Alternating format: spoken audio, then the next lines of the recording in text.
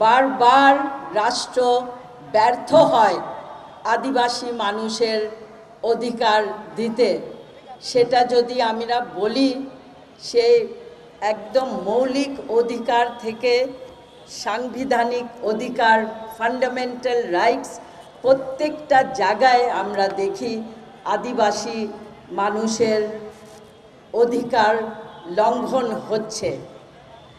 এবং সবচেয়ে দুঃখের বিষয় যে এই 16 কোটি মানুষের, বাংলাদেশের 7 লক্ষ মানুষের অধিকার আমরা নিশ্চিত করতে পারি নাই, এখনো পারি নাই। যতই আমরা চেষ্টা করি, আমরা অনেক জায়গায় ব্যর্থতার সম্মুখীন হচ্ছি। একটা হলো যে তাদের জমি ক্রমেই কেড়ে নেওয়া হচ্ছে, তার কোনো প্রতিকার নাই। তাদের প্রতি সহিংসতা হচ্ছে, তার কোনো প্রতিকার নাই। আমরা সবাই জানি সম্প্রতিকালে বোম সম্প্রদায়ের সঙ্গে কি হয়েছে, এবং আজও কয়েকজন কারাগারে আছে যারা এখনো বেল পায়নি। নারীর প্রতি সহিংসতার কথা যদি আমি বলি, হ্যাঁ, এটা ঠিক যে সারা বাংলাদেশে নারী এবং শিশু সহিংসতার শিকার হয়, কিন্তু যখন সেটা আদিবাসীদের মধ্যে হয়, যখন সেটা পার্বত্য চট্টগ্রামে হয়, যখন সেই সহিংসতা সমাধান হয়, তখন বোঝা যায় যে এটার পিছনে একটা উদ্দেশ্য রয়েছে। এবং সেই উদ্দেশ্য হলো তাদেরকে অপমান করে তাদেরকে তাড়িয়ে দেওয়া, সো দ্যাট তারা তাদের জমি কেড়ে নিতে পারে। আমরা এটা অনেক ফলো করেছি, আমি এমনি বলছি না, আমাদের কাছে এটার অনেক প্রমাণ আছে। আজকে পার্বত্য চট্টগ্রামে যে সেটেলমেন্ট হয়েছে, আদিবাসী জনগোষ্ঠীর ডেমোগ্রাফি, এখন তাদের সংখ্যা কমে গেছে বাঙালিদের চাইতে।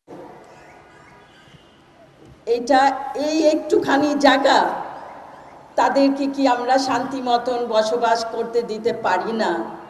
সরকার কি সেই একটা অঙ্গীকার দেখাতে পারে না? শুধু মুখে বললে তো হবে না। শুধু মুখে বললে যে না, আমরা আমাদের সংখ্যালঘু জনগোষ্ঠীর প্রতি তাদের সম্পূর্ণ অধিকার আছে, তাদের সব অধিকার আছে, এটা মুখে বললে হবে না, আমাদের দেখতে হবে। আপনারা জানেন যে পার্বত্য চট্টগ্রাম এবং সমতলের আদিবাসীদের প্রত্যেকটা সূচকে তারা পিছনে পড়ে আছে। সেটা আমরা স্বাস্থ্য বলি, শিক্ষা বলি, বাসস্থান বলি। বাংলাদেশের এক চিত্র আর আদিবাসীদের আরেক চিত্র। তারা কি এই দেশের নাগরিক না? তারা অনেক দিন ধরে সংগ্রাম করছে তাদের সাংবিধানিক অধিকার। এটা নিয়ে কেউ কোনো রকমের এত সমন্বয় কমিশন বসলো, এত কথা বলল, কিন্তু আদিবাসীদের কথা কেউ বলে নাই।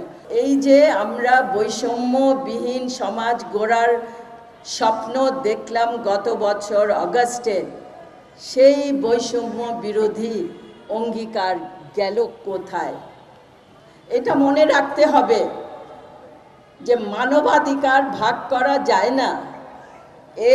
এর অধিকার, তার অধিকার নাই, অমুকের অধিকার আছে। এটা আমরা যেটা বলি ইউনিভার্সাল, সবার জন্য। এটা ভাগ করা যায় না, এটা কাউকে দেওয়াও যায় না, এটা কারো কাছ থেকে নেওয়াও যায় না। এটা ইনহেরেন্ট, এটা ইনডিভিজিবল। এবং আমরা আমাদের সিদ্ধান্ত নিতে পারি না যে আমি তাকে অধিকার দিব, তাকে অধিকার দিব না। এটা কোনো কাপড় না যে আমরা ছিঁড়ে কিছু একজনকে দিলাম আরেকজনকে দিলাম।